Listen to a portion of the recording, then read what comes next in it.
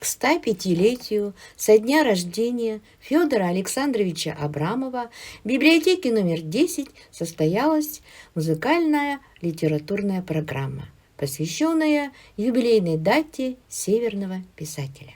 Федор Абрамов – русский советский писатель, литературовед, критик и публицист. Один из наиболее известных представителей так называемой деревенской прозы. Лауреат Государственной премии СССР 1975 года. Автор рассказов и очерков о колхозной жизни, повестей «Безотцовщина», «Пелагея», «Деревянные кони», «Алька», где крестьянский мир русского севера показан в его будничных заботах, горестях и радостях. 28 февраля заслуженный коллектив народного творчества Театр фольклора «Радеюшка» порадовал зрителей музыкальной программой «Во слободушке Вановой», в которую вошли самые лучшие песни, хороводы и частушки.